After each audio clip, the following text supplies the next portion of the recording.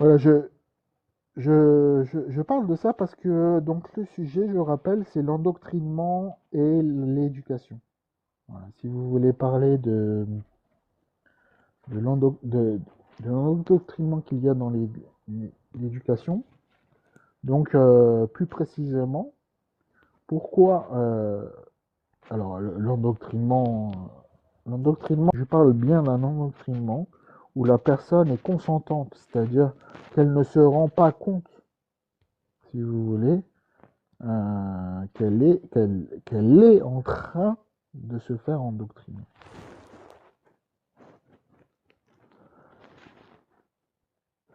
Parce que je ne pense pas qu'un enfant, quand il est jeune, et par exemple dans l'islam, et que par exemple si dans l'islam un parent dit à son enfant de faire la religion, de faire les prières par exemple, je pense pas que l'enfant se rend compte euh, se rend compte que c'est une violence.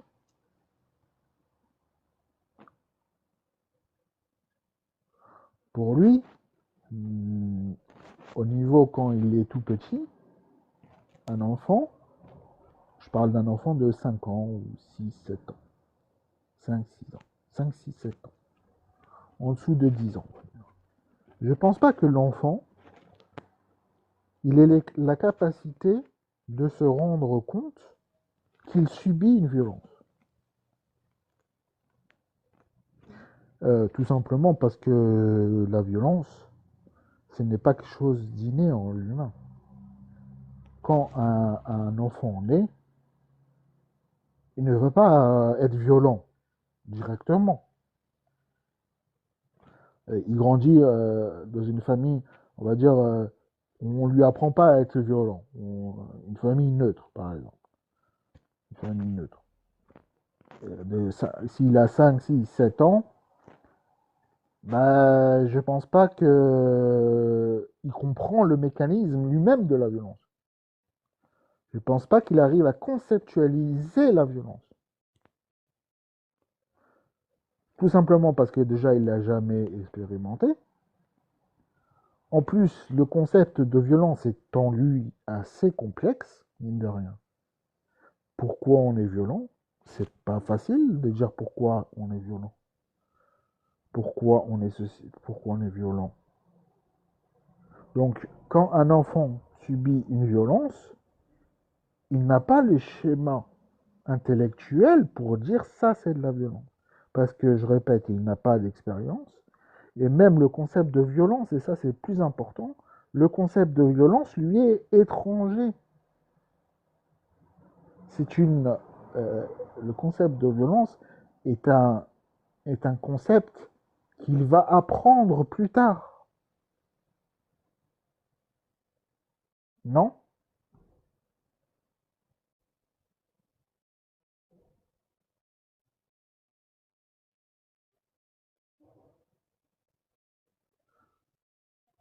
Peut-être à partir de 7 ans, je pense qu'à partir au-delà de 7 ans, un enfant comprend la violence, comprend le mec un peu plus que juste il m'a fait mal.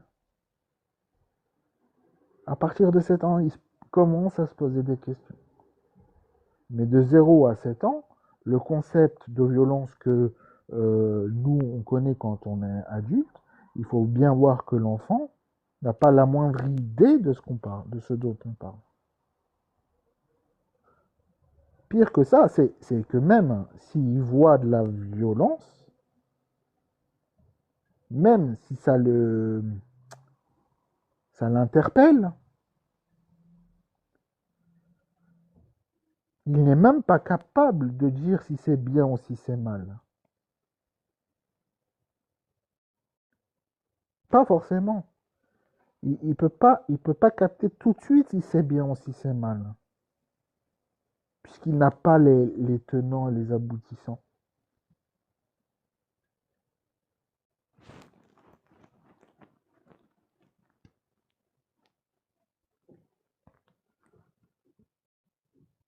pour ça que c'est dangereux à un enfant de le mettre face à la violence. Parce il va être capable d'assimiler la violence, parce que quand on est petit, on ne sait pas que c'est mal. Globalement, on va dire la violence est mal. D'accord. Mais un enfant, parce que nous, on sait, même adulte, ça dépend. Quelle violence, comment on définit la violence, tout ça. Même ça, pour un adulte, il peut commencer, mais voilà, l'adulte a, a réfléchi à la question. Mais un enfant, une terre vierge, le cerveau qui est terre vierge de l'enfant, quand il voit de la violence, il ne peut pas comprendre.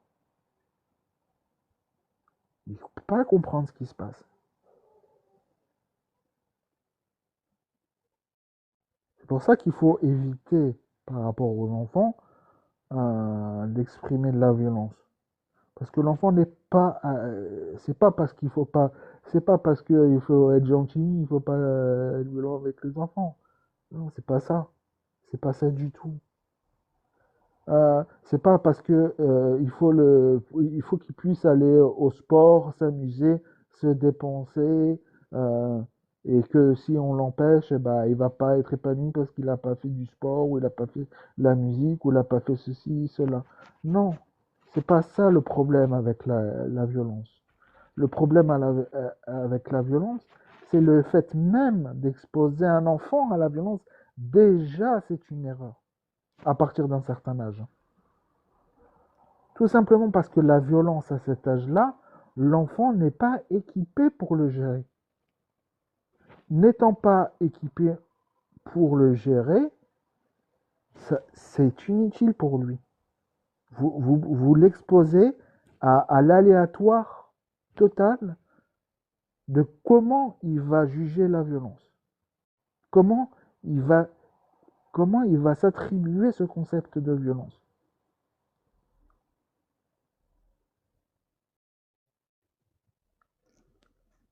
Et à partir de là, il va complètement, il peut changer les valeurs. C'est-à-dire que pour lui, il va peut-être comprendre que la violence est bien.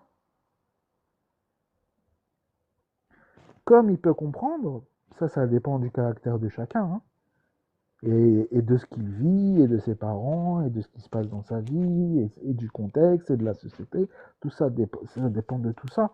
Mais l'enfant, soit il peut comprendre que la violence, euh, grâce à son analyse, ben, il a compris ce que c'était, mais un autre enfant, il peut ne pas se poser du tout la question, parce que ça le dépasse, et dire que la violence c'est bien, et adopter la violence parce que ses parents font de la violence.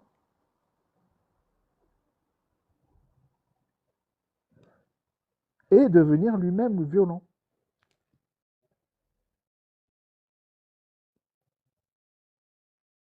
Comme je répète, c'est pas forcément obligé.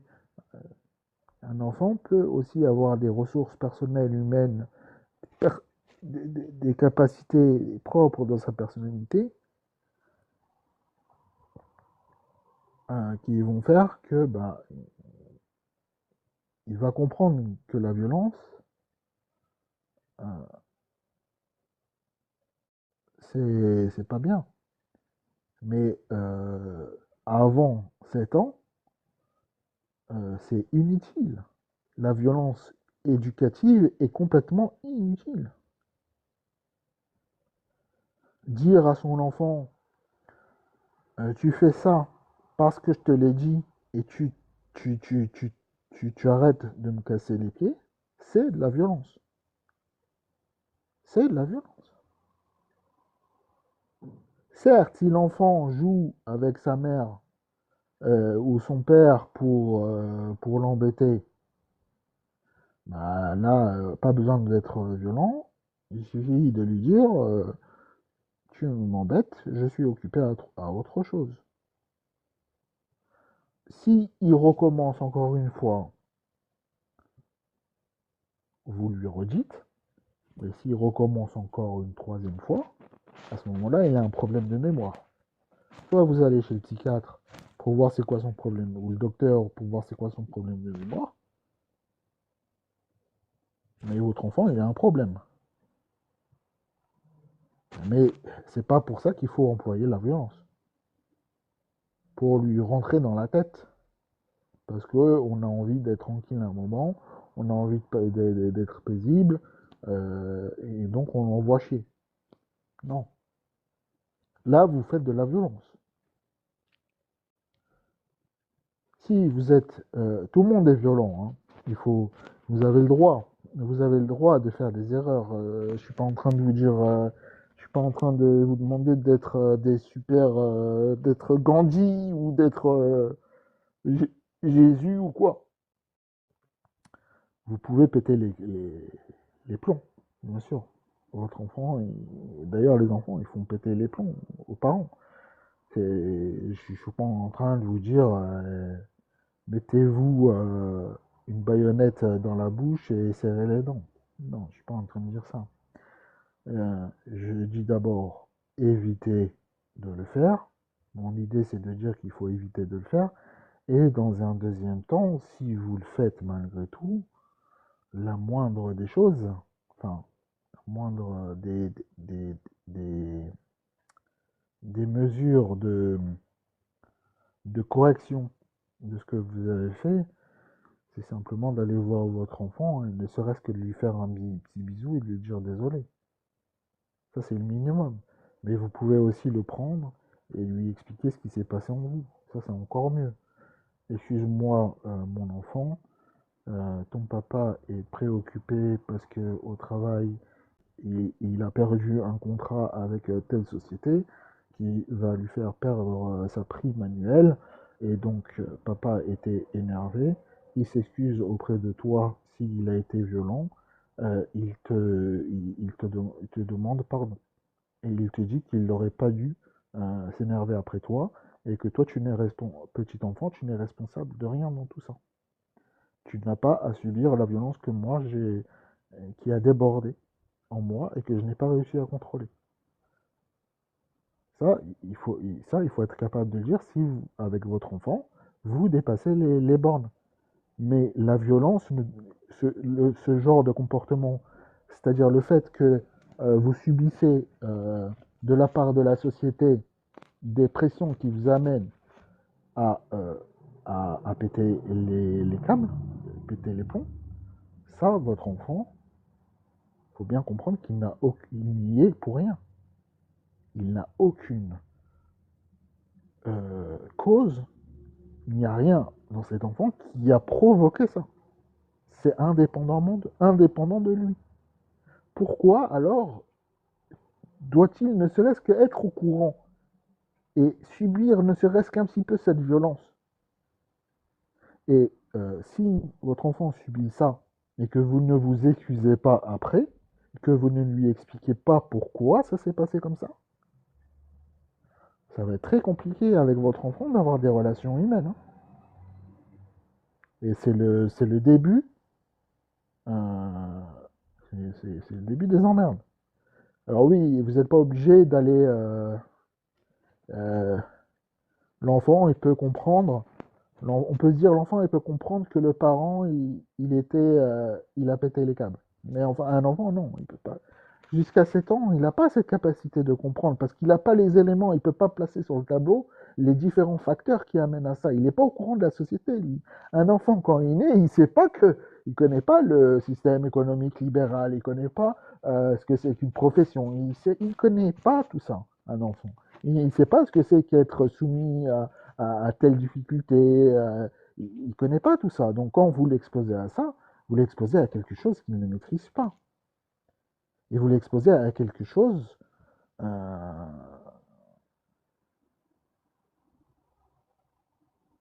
qui va interpréter n'importe comment. Parce que aussi, l'enfant, même à 7 ans, par contre, ce qu'il a l'enfant, même jusqu'à 7 ans, c'est la curiosité. Par contre, ça, il est curieux. Un enfant ne sait pas ce que c'est que la violence encore quand il est né, mais il sait ce que c'est que la curiosité. Il sait ce que c'est de chercher à comprendre. Il, plus que de savoir ce que c'est, il a ce besoin de comprendre. un besoin vital, un besoin existentiel de comprendre. C'est un besoin inhérent à la nature humaine de comprendre. C'est une capacité biologique, philosophique de l'humain de chercher à comprendre. Pourquoi l'humain aurait fait une... pourquoi on en serait là avec toutes les constructions, avec tous les avancées technologiques et scientifiques qu'on a fait? Comment on en serait aujourd'hui à ce où on en est si on n'avait pas cette nature d'essayer de comprendre? Pourquoi? Si on n'avait pas cette capacité, ce besoin de comprendre, on n'aurait pas fait tout ça, hein. Et une des différences entre l'humain et l'animal non humain, c'est ce besoin de comprendre. Un chat n'a pas besoin de comprendre. Un chat,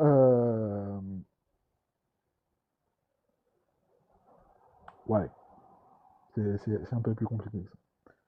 Oui, un chat a besoin de comprendre, oui, il a besoin aussi de comprendre. Pour pouvoir survivre, il est obligé d'avoir un minimum de capacité cognitive pour comprendre. Euh, mais un animal non humain ne va pas être, ne va pas être gêné par le fait de ne pas comprendre. Voilà, c'est plus ça la capacité, la différence entre un animal humain et un animal non humain. Un animal non humain, s'il ne comprend pas, il va en subir les conséquences, mais il va pas faire le lien entre les deux. Il va pas faire le lien entre le fait qu'il ne comprend pas et les conséquences qui en découlent. Il n'a pas cette capacité de faire le lien. Donc, parce qu'un animal non humain n'est pas gêné de ne pas comprendre. Par contre, un humain est gêné de base quand il est exposé à quelque chose qui n'est pas compréhensible et qu'il ne comprend pas.